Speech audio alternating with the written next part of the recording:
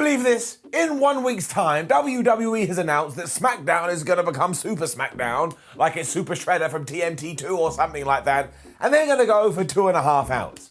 We don't need longer wrestling shows. If anything, we need shorter wrestling shows. If you're out there and you're running a wrestling promotion, please give me the first ever 5-minute wrestling show and I will give you all of my love. And I tell you this, I got a lot to give. But it is Saturday, and you know on Saturday, just like, oh my gosh, wrestling comes flying at your face, which means we take this, the finger of power, and we give the good bits an up, and we give the bad bits a down. Right now we're going to do SmackDown. Depending on which order you watch the videos, we're also going to do AEW Rampage. My word, what a time it is to be alive. Calm down, let's up those downs.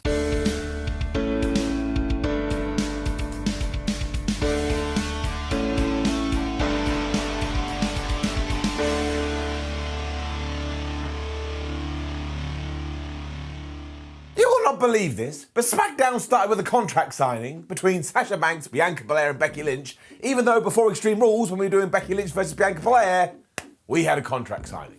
Does WWE think that they have to do this, otherwise somebody kicks them off air? I will tell you, I'm not part of the network, but it ain't true. And I suppose it was good because it made this match feel like a big deal, but let's face it, this could be a WrestleMania main event, and nobody would be complaining. And really, Becky Lynch stole the show here, because not only was she just sat in the aisle way at her own table, but she also called Sasha Banks a disco ball, because she was wearing a really sparkly top. I like big time Bex. They also pointed at the other one and said, you suck, no, you suck, no, you suck. So they all started to have a big fight, which ended with Bianca Belair giving Becky Lynch a KOD through the table, which Sasha Banks was laying on. So this is exactly what we should have done. Anytime these three are in some kind of shenanigans, Bianca should come out looking like the badass hero. And also, only went about 5 minutes, so you can't really get mad at it. Up. I do think the WWE could still be having a bit more fun with their formatting. You don't always have to do a talk show, and you don't always have to do a contract signing. That's all I've got to say. Thank the world for Rey Mysterio too, because he was backstage with his son, known as Dominic, and was talking about the King of the Ring tournament because he was about to be in a first round match. He was like, oh man, this is so important. It's more important than the WWE title. I need this in my life. And I was like, damn right, Rey. As soon as you care, guess what happens? I start to care too. Rey also said that if Sami Zayn, his opponent, won, he would be disgusted, as Dominic told his daddy he will stay in the back and let him do his business. I really have to stop saying daddy. I don't know what's happened to that word, but my word has it become creepy. As soon as Papa Bear had walked off though, guess who got in Dom's ear? That's right, it was Sami Zayn. This good story. We quickly then learned that Shinsuke Nakamura has given up his King of the Ring crown, which doesn't make any sense because he stole it to begin with. And then we did indeed have this first round match. I love King of the Ring. It was Rey versus Sami Zayn too, so naturally this was never going to be bad. Although the focus here was on Dominic, because he is nothing but a dirty little liar. Because he did not stay in the back at all. Now, he did for a little bit when Rey was flipping all over the place, despite being like 750 years old. But my word, Sami Zayn kept fighting his way back into this too. And at one point, it was like near fall, near fall, near fall. I mean, in the first second, Sami Zayn went for the haluva kick. We weren't messing around. After his dad had been thrown into the ring post, though, out came Dom, all like, oh no, my dad is going to lose his life. And given that Sami Zayn then went nuts and tried to take the turnbuckle pad off the turnbuckle, Dominic was like, okay, well, I'm going to fix this because I don't want my dad to start bleeding from his forehead. But when Rey Mysterio did see it, he was like, oh, you stupid stud, why are you getting involved? Get your ass back down on that floor. So as far as he was concerned, this was worse than the product of his semen breaking curfew, and you know what else it caused? Distraction, because Sami Zayn crept up and he hit the most devastating move in all of sports entertainment, and he got the 1, 2, 3. He's going through to round 2. So we bring down the board, it rolls up to 109, but I don't really care in this instance because this was a case when WWE should have been using it. And if you can believe it, and I still can't believe it, we are actually going to have at some point Dominic Mysterio turn on his dad. Sammy was also great here too because he put on this massive cape afterwards, all like, oh my gosh, I'm going to be King of the Ring, and he would be terrific at it. But you know the deal, Xavier Woods has to win this. And that was that. Like I say, it was pretty good. Caleb Braxton then asked Seth Rollins, Seth, do you think you crossed the line last week when you broke into Edge's house? I was like, Kayla, it took you a week to come up with that question? The answer is yes. Rollins has lost his damn mind though, so couldn't believe he was talking to a peon like Kayla Braxton because she doesn't have any power. So he's going to find somebody that does and get some kind of match made with Edge. And we will talk about this later, but ooh-da-lally and exciting. The Queen of the Ring then got going for the first time ever on SmackDown. And I tell you, I've missed this tournament so much that if you're now going to give me two different versions, that ticks my box. And it was Zelena Vega versus Toni Storm.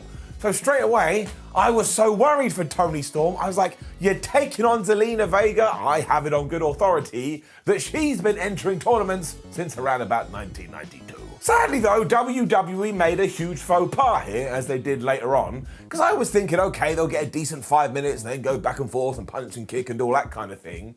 But then I think in less than 2 minutes, it just ended. Zelena Vega hit the code red, Toni Storm lost, which made no sense, and my face was a little bit like this. I wouldn't have minded if we had done this across the board, but it did seem to be focused on the women's matches, and when something comes and goes this quick, well, the importance is essentially flushed down the toilet. I also think it's really weird that Toni Storm is being pitched as an 80s rocker because her mum was really into the genre, and when you kind of sit there like, so am I supporting Toni Storm's mum, Mrs. Storm? I don't even know Mrs. Storm. The point is, we really have to do better by all of it, and this is getting it down. Roman and Heyman, or Rob, are out next. I am just really enjoying this story with Brock Lesnar. They were addressing the Beast too, although beforehand Roman Reigns was like, oh, you must acknowledge me. And I really don't know what he wants us to do. Like, do we just go, oh, hey, Roman? Or do you go in and you give him a hug? I mean, I don't know what the rules are, because no matter what every single fan did do, he still looked really pissed off. All of this, of course, though, was about whether or not Paul Heyman has aligned himself with the bloodline, because Roman was like, oh, man, Paul, you're the best. You did what you said you were going to do, and you kept the Usos on SmackDown, but I still think that you made Brock Lesnar a free agent, and I'm not very happy about it. Heyman tried to explain himself, but he didn't really say much of anything, deliberately so maybe, just maybe, he is trying to play both sides off the other. But this is not going to go well for that man at all. Because if he does side with the tribal chiefs, sure, he's going to keep his head, but that means he goes against Brock Lesnar, and Brock will turn up, and he'll just eat him. Although you do have to give him credit, he did look into a camera and say, Brock, you've met your match in Roman Reigns, and you will lose at Crown Jewel, but will he? I actually really don't know. But of course, eventually it will come down to whichever side Heyman does choose. This is good stuff. Rollins then went bonkers again. He was backstage with Adam Pearce and Sonya Deville because, of course, they do have power. And he was like, give me Edge, give me Edge. So I think they're going to give him Edge, especially because he ended this by saying, oh, when you do see Adam Copeland, why don't you give him this? And it was a picture of Beth Phoenix and Edge and Beth's kids that, of course, he had stolen from his home invasion last week. Seth Rollins should be in jail. Okay, right. Remember what we said earlier about the Queen of the Ring tournament? It was then Carmela and Liv Morgan, and we did exactly the same thing again. Down. Because it got 1 minute. I mean, 1 minute, plus it was a rematch of a match that we don't even need to see. Because if you can believe it, Liv Morgan won when they fought at Extreme Rules, but now a few weeks later, it is just everything that's wrong with 50-50 booking. Plus it's all built around Carmella's mask, which is the same thing we're doing with Sheamus on Raw. This just feels really lazy. Also, Carmella won here, and while her character actually does fit the Queen of the Ring really well, she doesn't need it. She's a former world champion, she's a former Money in the Bank. Somebody should be taking Liv Morgan and strapping a rocket to her chest and giving her a push. But for some reason, we never do it. But yes, they did fight over this mask constantly, and because of it, Carmella couldn't really lock in the code of silence, so she just super kicked Liv and got the 1, 2, 3. Just kind of stared around my room like, I don't understand what's going on. It also means that in the next round, you have Zelena Vega versus Carmella, which is two bad guys going at it, which to me feels like we're going backwards. Mace was then actually on SmackDown. I was properly surprised. Also, we're not changing his name, so Revolution lives on. Viva la Revolution, even though they're called Retribution. I absolutely screwed that one up. And somebody needs to stop scripting Mace, because he was like, man, I'm not just gonna beat people, I'm going to annihilate them. Do you know what annihilate means? It means to utterly destroy. So he's gonna kill him. WWE then went WWE, but they got very lucky, mostly because I enjoy Happy Corbin and Kevin Owens a lot. But after last week, there was no need to go back to this feud. Baron Corbin had just beaten Kevin Owens, and while there was a little bit of shenanigans, it's not like they really have a story to continue going anyway. And here, well, much like Kevin Owens' segment on Raw, it kind of just popped up and then went poof. Instead, it was Happy Talk, which is Baron Corbin's new talk show, and he was joined by his new idiot friend, Madcap Moss. However, Madcap told a joke when he said, "What kind of instrument lives in the bathroom?" A tube of toothpaste. Now, that is one of the worst jokes I've ever heard in my life, hence why I was laughing a lot. Please do this every week, WWE, because I am a massive bald goof. I think at one point Michael Cole said that the Street Profits were going to be their guests, although we never saw them, because Kevin Owens just marched out, got beaten up, Happy Corbin and Madcap Moss then went ha ha ha ha ha, and they just walked off. Now, I suppose we are doing this because WWE needs another match at Crown Jewel, and this always happens before the Saudi Arabia events. It's like we get stuck in time with a couple of characters, so I don't know what to do because, again, Happy Corbin I think is great. I actually quite like Madcap Moss. Kevin Owens is one of the best people in the company, so I am going to give it an up because I'm a positive Pete. But honestly, once we are out of the way of this pay-per-view, we have to do better by both of these guys. We then really did pull the trigger on this Naomi and Sonya Deville thing, though. Good. But Naomi barged into her office furious that she wasn't in the Queen of the Ring, which again is the right thing to do because it means, oh my gosh, this thing is so important. So Naomi just went, I want to go back to Raw. So Sonya just went, nope, next week, we're going to have a match. Now, I doubt this actually happens because I bet WWE prolongs it for ages. But if it does, Naomi better whoop her ass and then slowly start to climb up the ladder to the top of the card. Thank you, please. Finn Balor then defeated Cesaro in a King of the Ring match. And we're just going to give it a round of applause. How are these two people so good at wrestling? Sadly, we do have to throw a down in there, because this was the first time that Finn Balor was back on SmackDown after he'd fallen off the rope. Do you know what follow-up we got?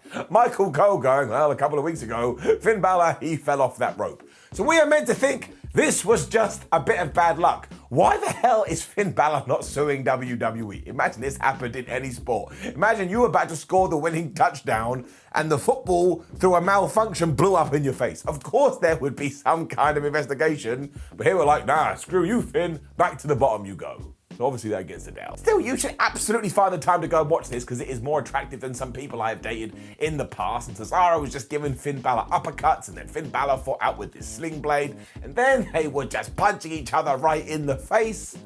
At some points, I actually believed it was real. Cesaro was then going for the big swing, but Finn Balor reversed it as if he was just doing 2 + 2. I mean, he made it look so effortless.